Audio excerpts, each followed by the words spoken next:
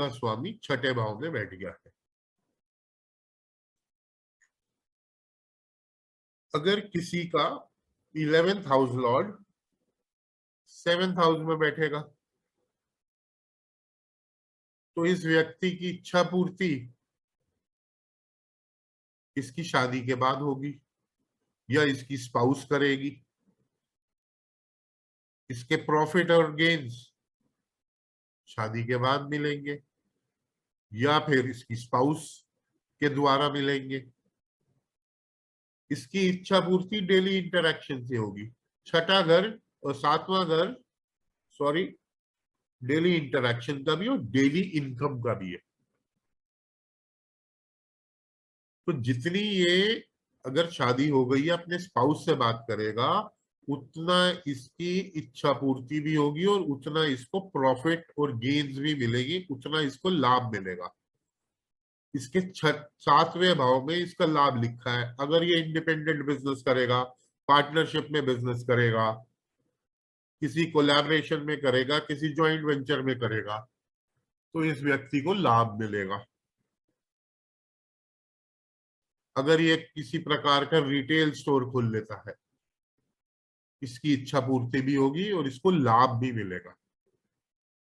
But ये व्यक्ति अगर अपना बिजनेस अपनी वाइफ के नाम करेगा तो इसको लाभ ज्यादा मिलेगा, प्रॉफिट एंड गेन्स बहुत आसानी से मिलेंगे। So he should do the business in his wife's name, क्योंकि बिजनेस के घर में लाभ का स्वामी बैठ गया है।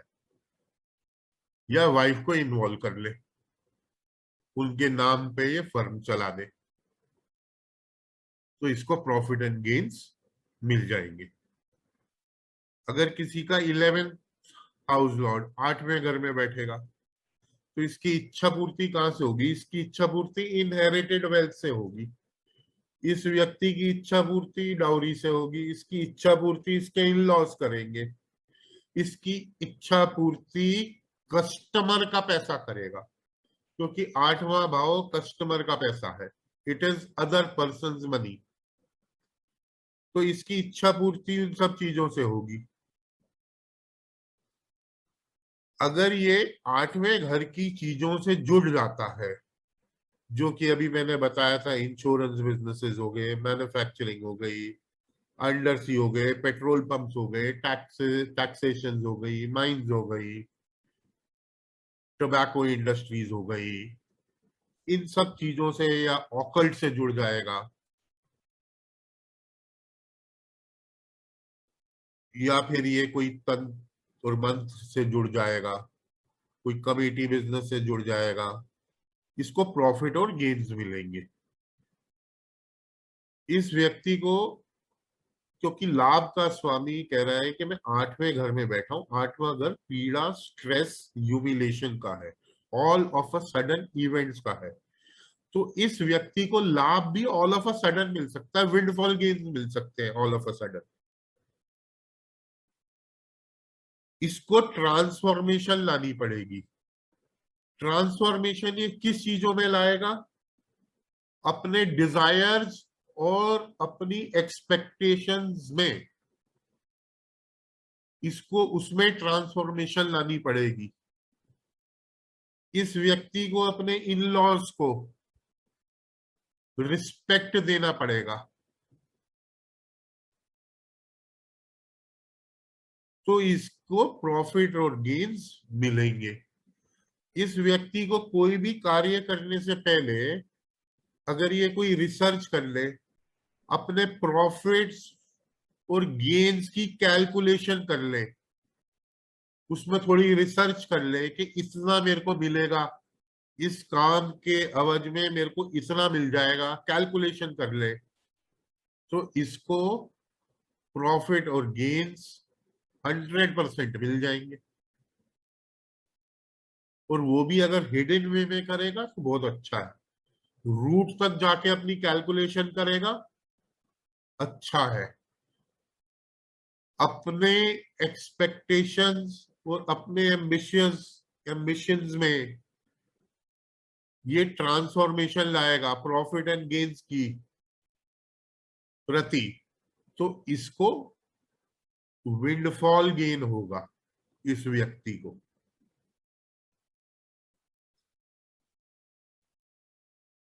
किसी का 11th हाउस लॉर्ड जब 9th हाउस में बैठता है तो इस व्यक्ति की जो इच्छा पूर्ति होगी और प्रॉफिट और गेन्स होंगे इसके फादर द्वारा हो सकते हैं, इसके गुरुओं द्वारा हो सकते हैं, इसके टीचर द्वारा हो सकते हैं, इसकी किस्मत द्वारा हो सकते हैं, इसका भाग्य द्वारा हो सकते हैं।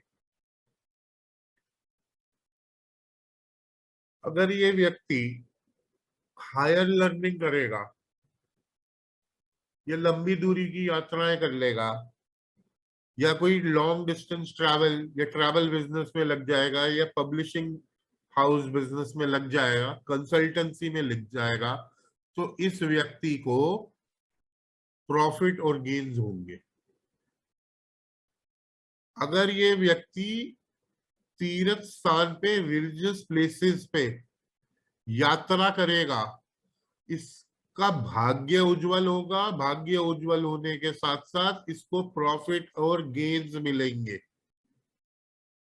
ये व्यक्ति अगर अपना कल्चर और ट्रेडिशन को फॉलो करेगा, इस व्यक्ति को प्रॉफिट और गेन्स हो जाएंगे। ये अपने गुरुओं की, अपने फादर की, अपने टीचर की, अपने मेंटोर की रिस्पेक्ट करेगा, इसको प्रॉफिट और गेन्स हो जाएंगे।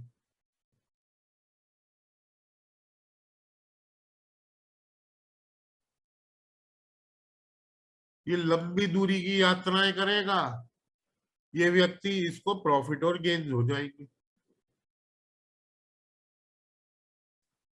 जब 11th house Lord 10th house में बैठेगा तो इस व्यक्ति की इच्छा पूर्ति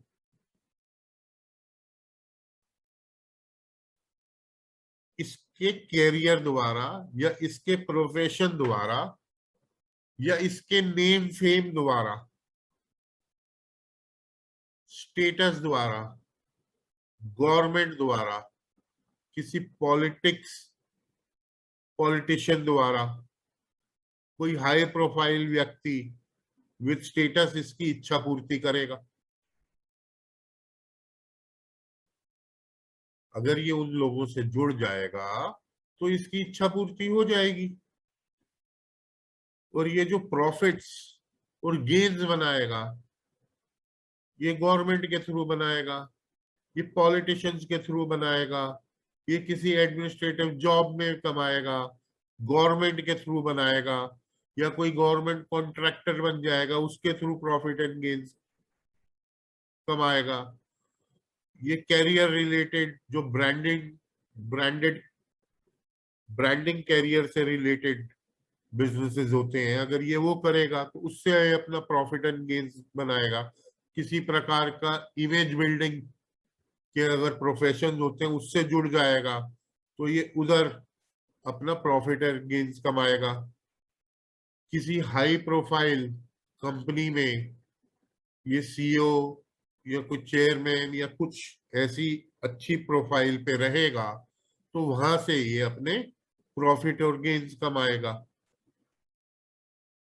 इस व्यक्ति को हमेशा एक सलाह दी जाती है कि जहां स्टेटस लगता है वहां ईगो आ जाती है। इस व्यक्ति को अपनी ईगो को कंट्रोल करना है, अपने स्टेटस को बीच में, अपने नाम फेम को नहीं लाना है कि मैं इतना बड़ा आदमी हूं भाई, मैं इससे क्यों मिलूं, ये तो छोटा आदमी है। अगर वो ये नहीं लाएगा, अपनी ईगो को, अपने स्टेटस को इसके बीच में नहीं लाएगा, तो इसकी इच्छा पूर्ति भी होगी, इसको प्रॉफिट और गेन्स भी मिलेंगे इस व्यक्ति को।